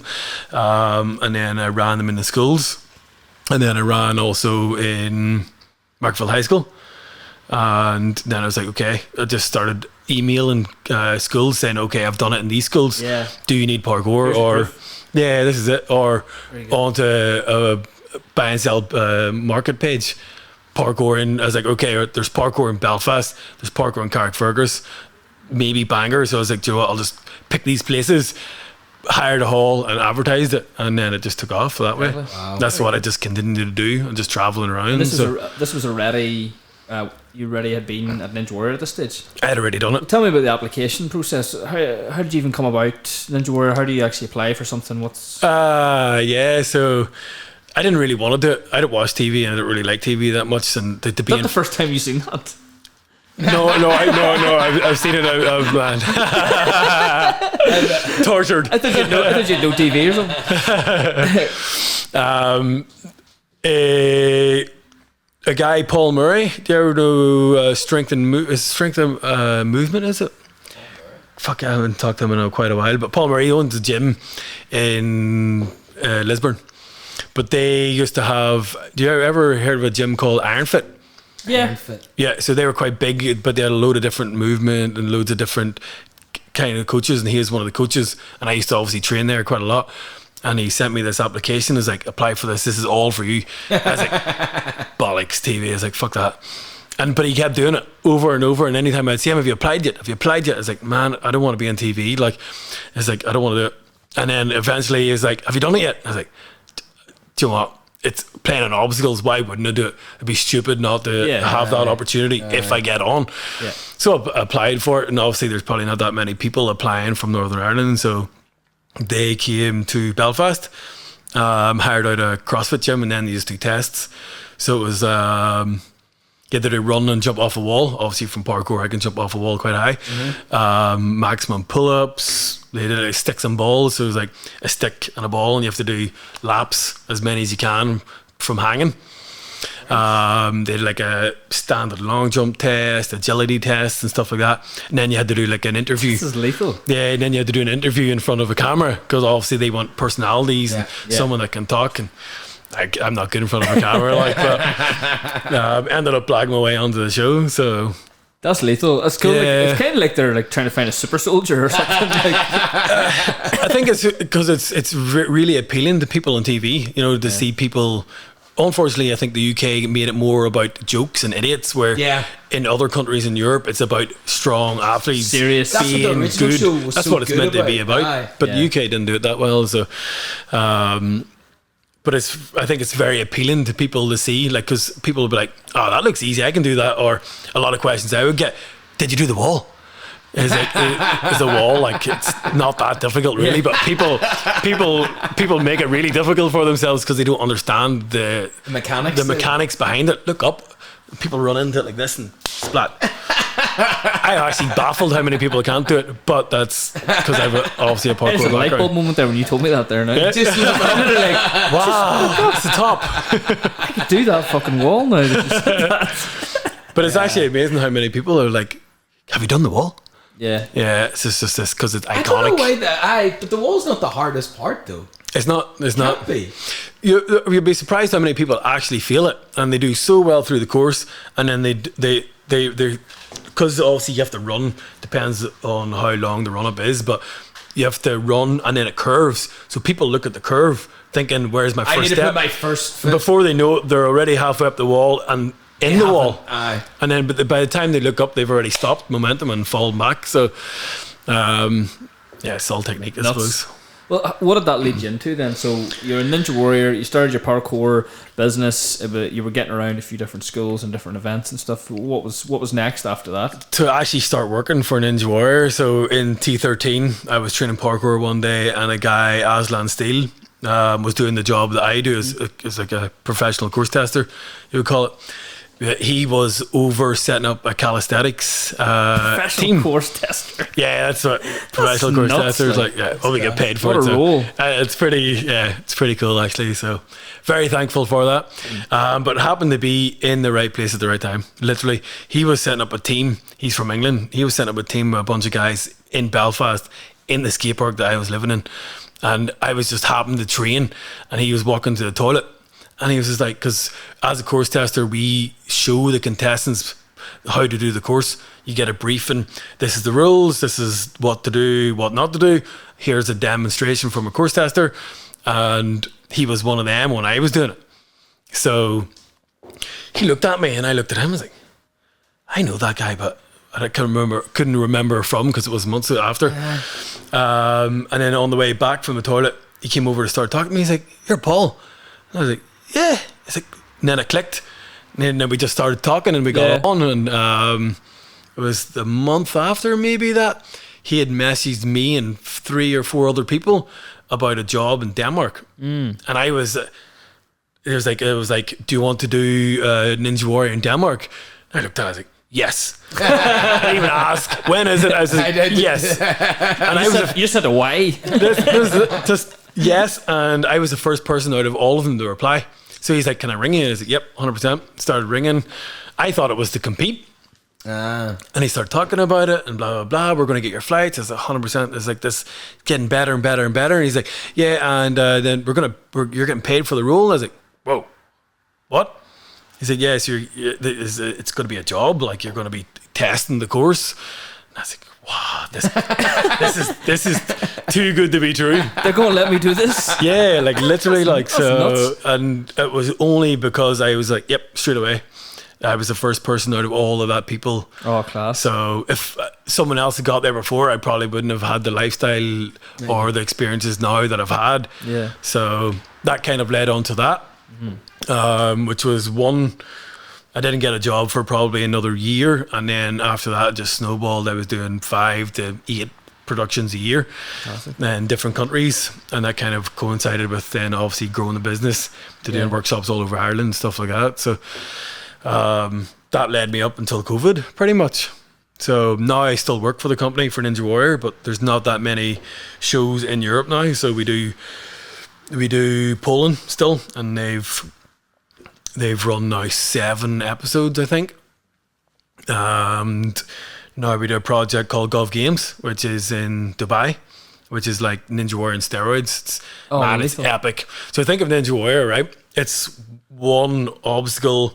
Obviously, there's 7 obstacles back to back. Yeah. But this is one of those obstacles with 2 more obstacles similar. So it's like, imagine a kid's game. Like, do you know the Hanoi puzzle? There's like the 3 wee circles or wee poles, and you have to move them to make one tower in the middle. Yes. Yeah. So we built a life-size one of that. So you're moving tires, because obviously it's teams of 5 people. So there's like a mental challenge, a physical challenge, and a puzzle, like a more of like a teamwork style thing. So like building a massive palm tree, building a human-sized deck of cards. Wow. Like maze balls and stuff like this. And it's all about coordination and Who's entering communication. into that then? What type of people? Is it like Originally families and stuff? it was just the people with the UAE. So it was all the government officials. The whole idea was the prince of the UAE actually came up with this idea. He served in the military, and he noticed how when he was so physically and mentally tired that he couldn't do simple tasks. So he's super into his fitness and encouraging people to be fit within the UAE, which is pretty awesome. So he came up with this game show. So they had a couple of years already, and then obviously because we specialise in Ninja Warrior, they came to Echoline and were like, "Can you design a course?" So we were like, "Yes." There was like completely new obstacles, not Ninja Warrior obstacles, whatever you think. Wow. Come up. So I was That's lethal. Yeah, so I'm part of the team that we sit together and we drew stickmen. Literally, for the first time of 2 weeks in Belgium, just every day drawing stickmen. And What if we do this? And yeah, oh, this is a cool idea. Let's do this. And then you draw it out, and then someone would try to make it into kind of SketchUp, into like a 3D kind of model. yeah. So we spent 2 weeks doing that and designing hundreds of obstacles, and then thinking that this is maybe going to be good, and then put them into lineups. So there's 7 zones. Each zone has 4 lanes for teams of 5. So that's 20 people in one zone. Each lane for that person has 3 sets of obstacles. So that's one section. So that's times 7. 7. And this is not like, this is all run at the same time. So you get 10 minutes to complete the whole course. The more people obviously you can't go to the next stage until all your team get through, because it's all about teamwork and all this stuff. So you fall in the water, you get back out, start again. And every time you complete one, you go to the next. And the more you complete, the more points you get. And then they get 10 minutes rest, and then they start again. And this is all going all at the same time. Hundreds of people just going mad on all these obstacles that we built and designed. And then there's just cameramen just kind of... That's nuts. So they live stream it because it's too mad a project. You can actually see it on YouTube now. Like, it's Gov Games. They've done quite well with how they edited the last one. But they've just got cameramen everywhere. But they have to live stream it and just cut in and between it. But now that they do is edit stuff, and they're like making small reels and building it up. Yeah, that would be... This is the obstacle here, blah, blah, blah. It's actually really, really cool. But so normally it was the government officials and the local people. They all create teams. So obviously 5 people go, but you've got 2 spare. But last year they brought international teams in. So they had Poland, America, Australia, China, England, people from everywhere. So now this year again, it's going to be even bigger. Now they're going to have a kids one as well. So that's unreal. Lethal. yeah, it's like the prince's nephew really loves the show. So they also were like, well, can we make a kids show? Not a kids show, a kids Version course. of this. So now we designed a kids course. Take my money. Yeah, this is it. Like, so And how long were you out there then? last year I was out for 2 months. Wow. Yeah, because we obviously come up with ideas and it's on paper, literally stickmen. And then we have to go to the client. But the client now comes to us actually. So the client will come to us, and it's the council of the prince. And we pitch the idea. This is the obstacle, blah, blah, blah, blah. This is how it functions. Do you like it? Yes or no? This is shit. Maybe try this. And it's just this intense process. And then he goes away and probably talks to the prince and whoever else in his team. And they say, yes, we want these obstacles. But this is now gone to a 3D model of just an idea. Yeah. And then we put them together as in groups of obstacles that we think work best with each other, or kind of complement each other, or challenge people in different ways. And then once they say, yes, okay, this is it, we agree on a budget, then it goes to another engineering company, because now they have to think, how the hell do we build these? What's the mechanics? But last year they didn't do that. It was meant to happen like that, but it didn't. So we were in 6 weeks of the time that we were there just trying to actually get the obstacles built. So we were in a warehouse in some industrial estate in Dubai, waiting for the first 4 months. We didn't do anything. It was just measurements. No, this doesn't work. What about this? What about this? What about this? Just all day long. don't like that sort of stuff, but it was still pretty cool. Yeah. And then they would build these models, and obviously they've got a workforce of like Indians and people from different countries that they probably don't pay that well, unfortunately, but really skilled people. Like, and they were welders, carpenters, fabricators, everything. And we would just say, no, we need this. And literally in an hour, they were like, hello. we need one, and they would come with 10. You're like, no, man, one. It's like blind date. Pick one. Or it's like, and then it's wrong. And then you have to go do it again, and they would do it over and over and over. So, but they would make these models, and it was meant to be one, but they always make more. And then we would test it, and it would work, and it would be like, yes, this works. Make them all, and then make them to the finish. Or no, this is actually really crap. We need to think about it again. Let's take it apart and make a new one. Who decides who tests it? Who tests it first? Are you just jumping at the opportunity to test them, or are you it's myself. Who's going first? Sometimes it's pretty scary. Like we had this. So the idea was it was like a big bed, so all 5 people have to run and jump on this big cart, pretty much. So it's like a big, massive. In this case, it was actually just wood. In like a big massive bed, pretty much on wheels, on railings, like a roller coaster kind of thing. But the idea is you run, and all 5 people have to land at the same time for the momentum, and then push it to get it to the end. And this obviously takes a certain amount of power, time, and stuff like that. And we're like, we can't jump on this. Like, it's with 2 people that know what they're doing, and people from the offices that had a kind of a gist of what to do, but they were game to try. But they were standing, we're like, we can't do this. This is dangerous. Running just this big massive wooden thing. 3 civilians. So they would go away and they'd come back and they'd just have all this pad, and they're like, jump on that. So we'd always have this, like, Tim and I are always game to try anything, really, because we kind of know your bodies and what you can do. If by looking at something, it's like, I'm just going to try it like this. I know I'll definitely do it like that. And if it breaks, it kind of breaks. But thankfully, no, it doesn't really break that often. But that's class. one time, actually, man, this thing called a butterflies. Imagine this wall, literally from pretty much the height of this wall, from there to there, slightly bigger, and it's a shape of a butterfly, and it hangs and it spins around. And so no one had tested it before. It was brand new built, but this was on set in France, and the producer just came out, and it was just bad timing, bad design, actually. What happened basically, it was like, who wants to test it? Everyone was kind of looking at it. I was like, I'll test it. And we had just started to test this new. Paul. I know. I got away from it pretty well, but don't chase butterflies. Yeah. But it was like, because it's so big, so you jump on the edge of it, and it's really thick, so you have to catch it, and then it spins around, and you're trying to get a rope to get off it. But obviously no one had tested it. No one knew what it was going to do. It looked like it was really crap to jump onto, but I was like, yeah, I'll do it.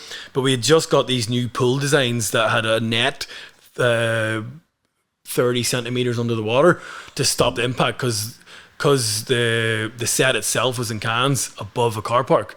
So they were trying, because the pool was so big now, they have to limit the amount of water. Aye, but is that not dangerous? Man.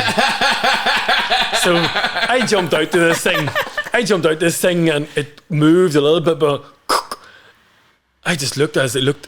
And as I looked, this thing just dropped out of the truss with me on it. This thing's probably 300 kilos, like, into the water. And thankfully I was just kind of like, fuck, and I just got out, but it landed, and I just popped out and just fucking splashed in the water. But if I wasn't so fast to react, I'd have been squished, like, underneath it. That is fucking. I was pretty mad, like, but nuts. Needless to say, we didn't go back to France after that.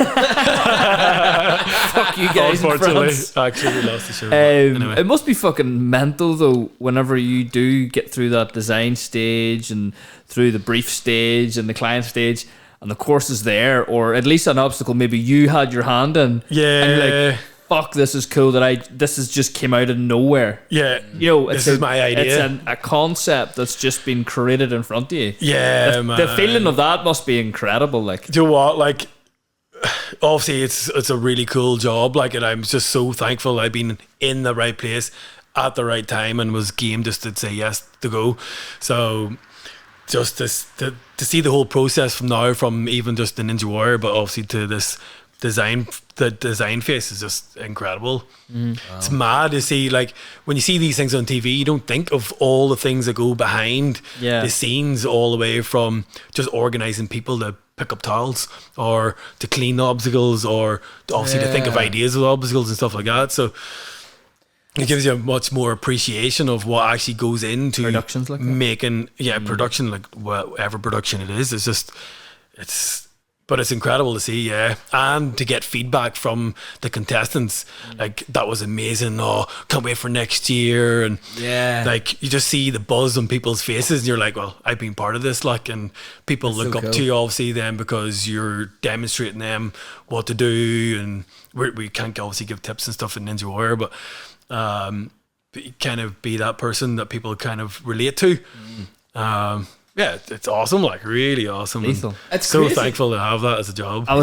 Sorry, you go. It's crazy to think, though, that you have said it a couple of times, but like, all these opportunities came a lot from like boys, like, to get into Ninja Warrior. Your mate saying, "Do that thing," and you didn't want to do it, and then you did it. From that, then the person recognizing you, going to the toilet, you saying yes straight away to all this happening. It all just kind of rippled, and everything kind of came. So I think from that, and learning that as an experience as well, is just like, just say yes Jump to on stuff, like, to opportunities, take an opportunity, because I'm obviously very fortunate to have that as an opportunity, but people get opportunities all the time and don't say yes, or don't fully grasp it, and then you lose it, and then it's gone, and then you might never get that again.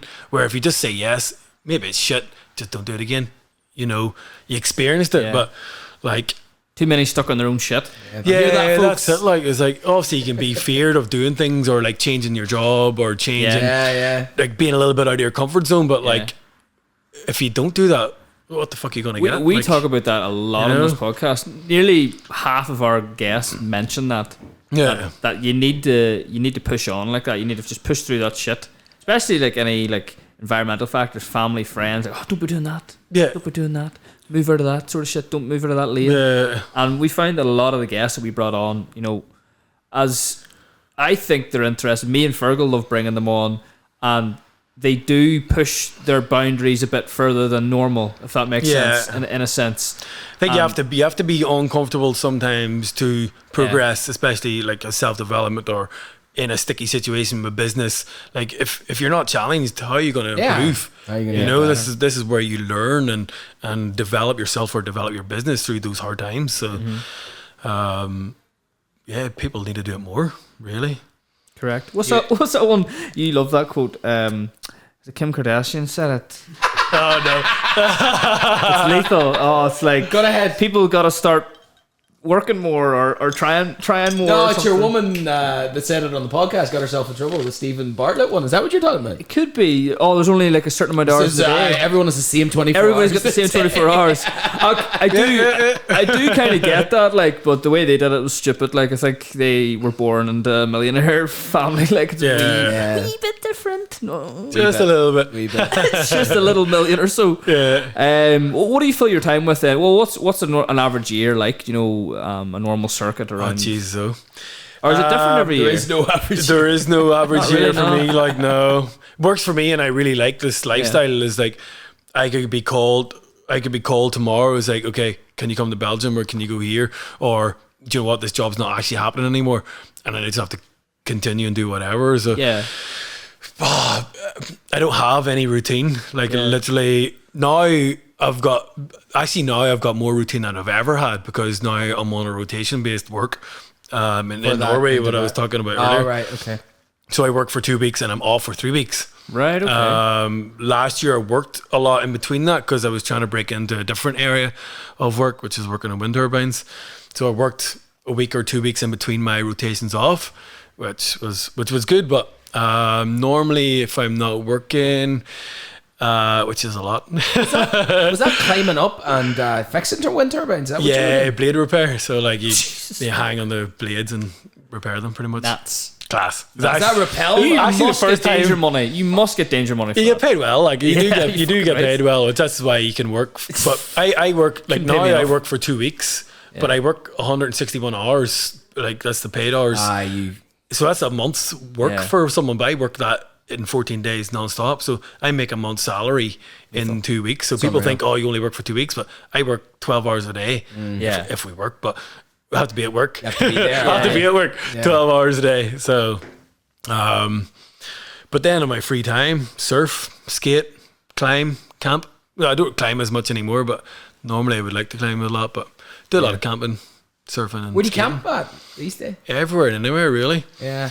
Because now I spend a lot of time up the north coast, I would do a lot of camping up there, up near Museum Temple. So you're close to the surf? Yeah, exactly. And my girlfriend lives up there. Very cool. That's a beautiful part of the world. Man, So I always liked Port Rushen. It's really actually, I used to go there to skate a lot when I was a kid. yes. But now they've got a skate plaza, so Yeah. if there's no surf, I can skate.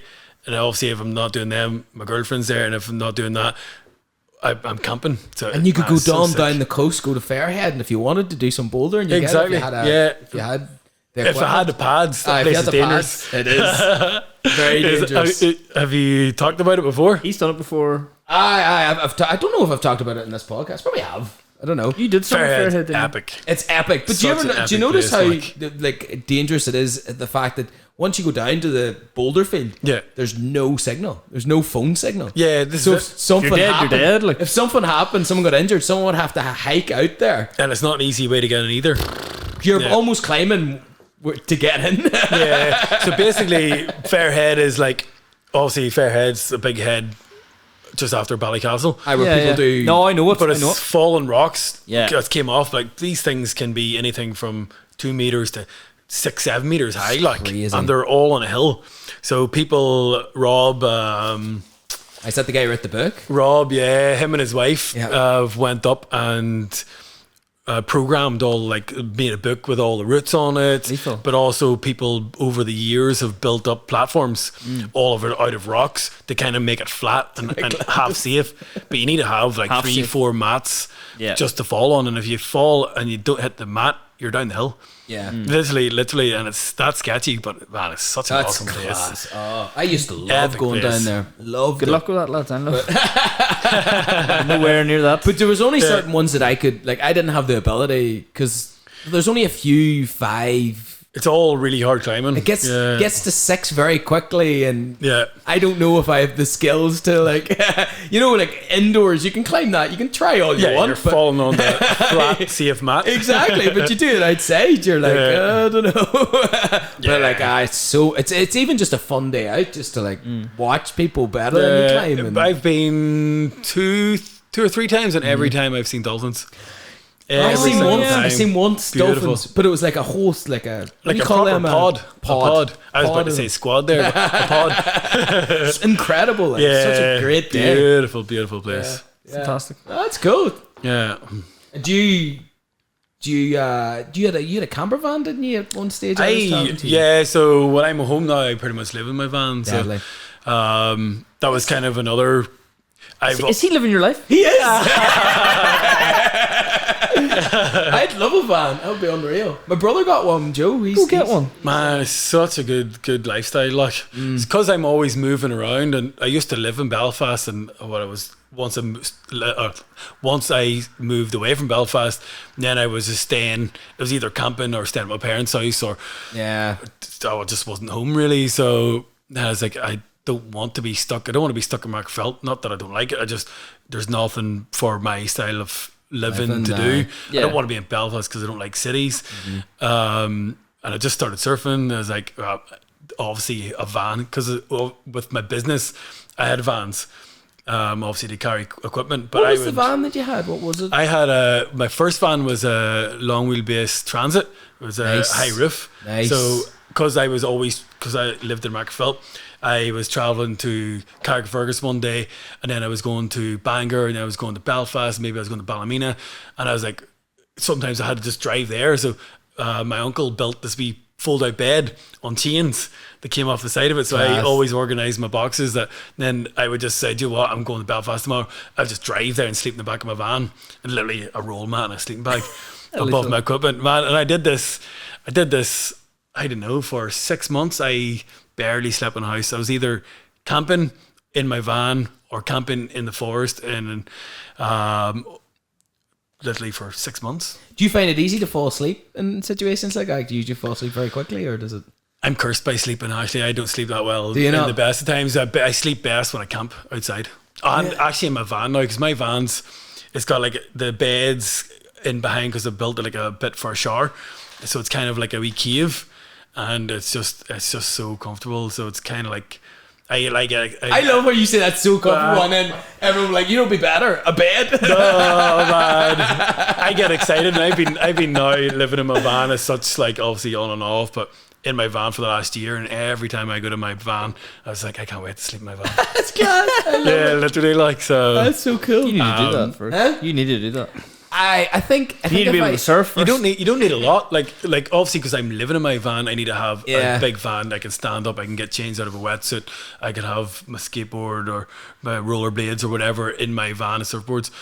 But if you're doing like a weekend warrior style thing or going away for a week, you just need a relatively small van. Yeah, all I need is like enough clients coming in, regular clients coming in, where I can know all I have to, if I like, You just need Wi-Fi, like. if I have a place where I can have Wi-Fi and have a decent laptop and I can just work for like a couple of hours and then chill out, I'd be happy. Yeah, but that's the joy of being able to work from a laptop. Like, it's like you're in your van, right? I've got work.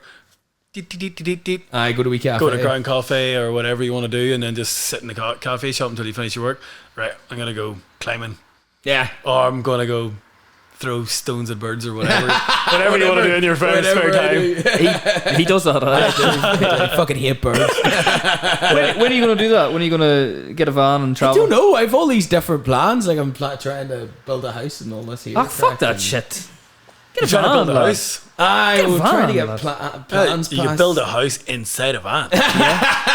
There's two problems. Be a lot cheaper. Yeah. There's two Definitely birds a with lot one stone, cheaper. actually. Yeah, I know. And cheaper, yeah. I'm tempted, but I don't know. We'll see. Have you got a car?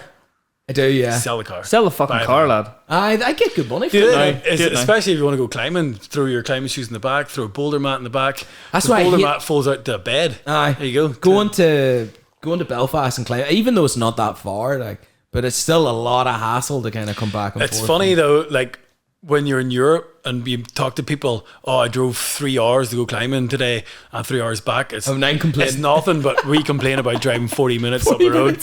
Man, that's so far. But Really? Yeah, like even like you go to Awesome Walls in Dublin, what, 2.5 hours away? That's nothing. Oh, I'd be raging. And people would do that regularly through the week in Europe, but Fuck we that. struggle to go to Belfast. Aye, it's strange, isn't it? Yeah, it's just a mentality. We want to stay nice and close. Yeah. Please. Yeah. Aye, I don't know. But maybe if I had a van, I would just stay up. I don't know how happy Boulderworld would be that the van's staying outside. Just in a stinky To van. be fair, like, they allowed me to stay because the gate was open relatively often. Aye, the So parking most isn't nights- the parking isn't as great up there now. In the new premises, really? it's not as much. Okay. And they constantly. I haven't spoke to them about any of this, but like they're constantly messaging on the story saying, you know, don't park in the this DFS beside it that has parking. And I think they close it like early, and they'll close their parking spaces. So Yeah. people's obviously been locked. they're trying to keep all you bums out. That's probably what it is. I used to stay in all the Dirtbags. time because then either we'll go climbing and then 10 o'clock they close and they wake up at 10. And Yeah. at the time I was, like last year when I was staying there a lot, I was working then in Belfast. So I was away by 7 o'clock in the morning. So they never seen me. But they knew I was obviously there because I asked. But Yeah. it was great because then I could do they've got that wee grate. There used to be a car wash there. So I get up in the morning and do my dishes because I didn't have a sink in my van. And then I would drive to work. It was it's so sick. Like, That's lethal. And when is there any signs of Paul settling down ever? Like, probably not. No. Probably not. I think like I go to the vans long term. I think I want to move to Spain. Claire, she's obviously she started to study to get a bit more of a laptop job, so she's game to move into the van and go traveling. she's tested the waters then. Yeah, like anytime I'm home, then we would go south somewhere. and go surfing, and we spend weeks and on end What in the that van. So is she any particular job that she wants? Laptop job or She's studying at the moment now, so she doesn't really know probably front end design stuff. Oh yeah, or that'd be something great. along the lines of that that. would work. But she's still got the rest of this year to complete the course. So Very well paid. it's and I think it's a freedom because I am away all the time, and to move to Spain in my van's been a dream for the last 5 years. And Just that warmer climate that's appealing. to yeah, you? but then you've got climbing, you've got surfing, and you've got beautiful mountains, nice people, good food. So everything about Spain I love. So, but every year something happens that I get pushed back. But now this is the year. I hope. What about You've just said it on the podcast. Yeah, This is it has to Has to happen. Has to yeah. fucking happen now. You see my van here next Christmas, throw snowballs at my van. You could sell it to me next You year. can sell it to actually. Fergal. I'd maybe do this. Yeah, I might need a bigger van actually. There you go. Yeah, We'll talk. I've got it outside if you want to come have a look. We'll bring the camera with us and we'll go check it out. Podcast in the Podcast in the van. van. What was the other thing I wanted to talk to you about? You do a lot of calisthenics sort of videos on your Instagram. How did that sort of exercise come about, or is that just coming from all the sports that you do? Is just a type of training that you do? I think or? it kind of came from like when I played rugby, it was all about lifting heavy weights and being really powerful. And I actually seen this guy, it was a parkour jam actually, and this guy, Bain, he's like a mythical legend in parkour in Ireland because you never see him. Bain? Yeah. But this guy does ballet and everything, man. He moves so beautifully. But he was at a jam, and you know in Port Stewart, along the promenade, there's a big massive rock right beside the water. There's a wee walkway on the lower part. That's right, yeah. One big tall rock. Yeah. He did this handstand for about 30 seconds on top of it. And I was like, wow. And I was, maybe 18 at the time. And I was like, holy shit. There's obviously I knew gymnasts did it, but I didn't think people did handstands for fun. Mm-hmm. And after that, I was just like, I want to learn handstand. Yeah. And then I just got hooked on, I was like, screw going to the gym. I just trained handstands. And then I found through doing calisthenics, I was getting stronger because you're moving through a range of movement. You're not just doing the singular plane like bench, overhead press, squats. You were moving through a range of motion and getting strong, and it was fun. So that then obviously led into then rollerblading and into parkour because we climb a lot, climbing, jumping off walls and stuff. So that complemented my parkour. And then obviously as Ninja came about, then that also complemented that. So it was just a snowball effect of just moving cool better and being stronger. So and then if I did, I would always do a kind of a wee strength check every now and again. Like if it was back in Magherafelt, I'd go to the gym and just I'll lift some heavy weights and see how I'm faring out. And I was always stronger.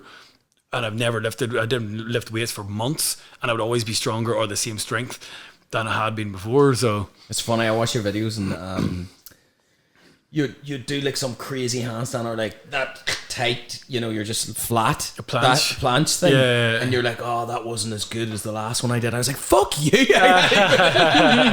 Because I've always dreamed about doing calisthenics, but it's the starting point of calisthenics that I find really difficult. When you're weak, there's the start point isn't as cool looking as when you get to your stage and you're just standing still. Yeah, but this is the thing as well. I believe the start of calisthenics is the best because you're going to see more and more improvement than when you get to a level that you're doing advanced movements, like the likes of a planche.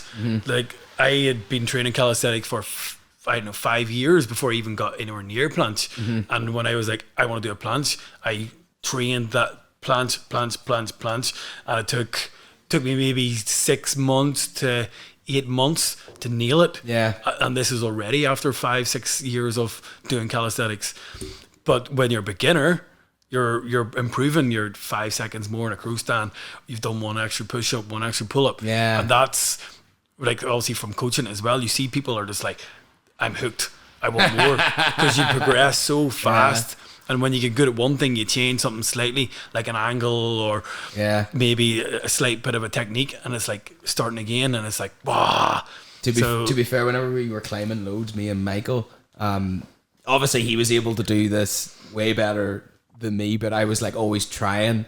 We would start like in an L sit, and then you get up, like bring it to your chest, and then you try and reverse around to do a handstand. Yeah. And I think Michael was able to, at one stage he was able to do that properly, but I was always like, I'd get to the L sit and then I'd bring it close to my chest, and then you'd get really close, and then I couldn't just like bring everything up right. Like a tortoise. It's an incredibly hard movement as It is, well. it's very difficult. You're using your full body. Like you don't think you're using your legs, but you're using everything. everything. But it's so cool to watch. It's class. I just wanted to talk a wee bit about that. Sorry. Yeah, I think you just need to say, right, this is what I'm going to do. Obviously, with climbing, it'll complement your climbing, but with any sport it will complement. But you just say, right, now I'm going to do calisthenics, 8 weeks in my house, push-ups, L-sits, planks, stuff like this. And within 8 weeks, you'll notice a massive difference because with calisthenics, you're stabilizing muscles. Where obviously, if you're doing like free weights and stuff, you're still using stability. But with calisthenics, you're stabilizing everything all at the same time through every exercise, not just one exercise. So is you'll see in 8 weeks a massive improvement of where you started to where you're at, and then you start adding skills into it, like crow stands, headstands, handstands, stuff like this. But you need to be specific and say, this is what I'm doing. Don't go to the gym, or unless you want to do calisthenics in the gym, but only do that. Yeah. And then I'll be like, wow, right, this is what I need to do. This inspired me. I've got that wee bar at the home, you know, the big long one where you can do the L sit and that. Yeah, so that's probably a good. The parlats. Yeah, I want a picture of that. Get your man to take a photo of you. I can't do an L sit at the moment. I couldn't get my legs. Take one where you can't do it, and then in 6 weeks do it, and then we'll tag Paul. Mike, the whole family's coming. Yes, that's a great idea. Actually, that sounds lethal. That's a really good idea. Do it, lad. I'm serious. Michael and Joe, the whole family's going to be together on Saturday for a get together. Photo shoot. I'll bring it out and I'll see if Michael can still do it. Yeah, because he hasn't climbed in ages. He does jiu-jitsu flat out, so he probably can. Challenge everybody in the family. Well, we'll maybe do it separate. All the aunts and uncles, they'll maybe hurt themselves. They can sit this one out. Sorry, didn't know they were all going to be there. They can shout the abuse from exactly. Tim, it's actually Gladiators is back. That would have been a real cool job to have. What do you think of Gladiators? I know, because obviously I seen it as a kid. Yeah. I haven't watched the new one, but when I seen it as a kid, it was like, these guys are awesome. Yeah, these are like swinging around, knocking people over. Like I thought it was class when I was younger. Now the new show, I don't know. I haven't watched it. So no, I watched it the other night. And I was like, holy fuck, Gladiators is back! Like this is old school, and they've got all these obviously. I'm not using the old guys from before. They've all these new guys, but they all look like they have like superpowers and all. Yeah, like they're doing like those, like Paul from Belfast, and then you like walk into the screen. Okay, well they're sitting there going, the girl's called like Thunder, and she's just like, rah, the really? Thunder just goes. Madness, lad. And then they're up against like average people, and. No, I was just going to ask you, did you ever see the courses? The old school courses are obviously class. I don't know if it's the wee run at the end and all. There was talk about it between us that do Ninja Warrior stuff, but I've never actually seen it and never really looked at it. So I might do that tonight actually, just to see. Is it on TV now? It's on TV. Yeah, there's a couple of guys presenting it. It's very good. Like entertainment wise, it's good. But then I watched it, and then I was researching you about the last couple of days, and I was like. Gladiators shite. Gladiators shite. Paul would destroy all these gladiators. There's guys who are 7 foot tall. Like Paul could have fucking beat him there. Like I'm serious. I'm serious. Just because of the like I'm not saying the competitors are shite or anything. They're just not Ninja Warrior people. Like it's Kathy down at the yacht club that's doing CrossFit. I'm serious, like, and then you watch Ninja Warrior and it's like Paul's been doing backflips since he was 12. And, you know what I mean? Are they still doing the swing thing? You know where they get the ball? Yeah. That looks sick. That looked really good. That's what I'm saying. Like I was watching it the other night and I was like, fucking Paul could have done that. Because most of them are bodybuilders. They'd be carrying so much weight. Yeah. Whereas like. Is there prize money for this show as well? I'm not sure. Ninja Warrior, I'll chat. Taking a year out. They don't have prize money in Ninja Warrior. No, that's strange. In Europe, they've got prize money for all. Oh, do they? Yeah, like you would win $100,000 for completing the course. Is this the you UK? have to complete the rope. UK is nothing. You'd have 10 grand for last man standing. So if no one even gets the rope, the person who gets the furthest gets 10 grand, 30 grand in some countries. Pat in the back and. slapping the bum. Well done. Like, yeah, that's it. You get that? Tim, he completed the course on the last Ninja War, and he got a trophy. That was it. deadly. Was it a Well nice done, trophy? Tim. Here you go. It was like a football trophy. I wonder if it's metal. But it's like, what incentive is that? Obviously, it shouldn't be about the money, like, but Aye, it other would be countries, nice, other countries aye. are doing it. Like, it's like they've got a big budget. So That's crazy. Pile of shite. Anyway, anyway, sorry about great that. having you on, Paul. Thank you very much. We'll call it a day there. Did you have fun? I just want to be Paul. Did you enjoy yourself, Paul? Live Paul's life. You should get do some L-sits and I'll hit you up in 6 weeks. Yes, let's Yeah, go. we'll Let's do go. 6 weeks. Did you enjoy yourself, Paul? Yes, that was really good. Did Really, you really enjoy nice. yourself? Absolutely. You need to get you a mic for the next one. Shameless. How was the stag last weekend? Oh, can't stand the beat still- that. Still feeling it? Oh, thank you very much, Paul. Appreciate you coming on, telling Thank your you very story. much for having me. We'll have you back again at some stage. Yeah. Love to have you back on again whenever you find a wee pocket of time when you're not doing backflips and Traveling surfing and whatever you're doing. Awesome. Thank you very much. And thank you to all our listeners. Yes. We've over 600 a week now, over 2,000 a month, which is fantastic. Brilliant. A lot of locals, which is class. Yeah, it's and really good. learning from local people, bringing lads on like you. We have a fucking lethal guest list coming up. Like, Really? people are going to be like, "Holy fuck, Paul Allen's on!" And every week we're hoping to do something similar. Someone comes on and like, "Holy fuck, that person's Yeah. coming on!" Class. And just chat a pile of shit and have a bit of crack, like, and enjoy learning from everybody and having a crack. It's nice, like what you were talking about before. Like, it's just like no one talks about what people do, and Yeah. it's just interesting. Honestly, like, so it's really, Definitely really learned good. a lot more about Paul today. I couldn't give a fuck about Ronaldo or Messi or that Tim Henman tennis player. I care about knowing normal, average local people. that fucking, you can fucking learn from, like, and, Yeah. and whether it's a story or lessons or mistakes, like, it's fucking Yeah. great to hear and be able to archive it, I suppose. Yeah. Anyway. Sick, man. Thank you very much. Will we finish it up? We'll go out there. Cue the boron. Boron. We should warn And the then we guests. have a boron, please. okay. Yeah. No, I like when we don't. It's funny as well. Anything I plan for the podcast, nobody knows. It's just me. Yeah.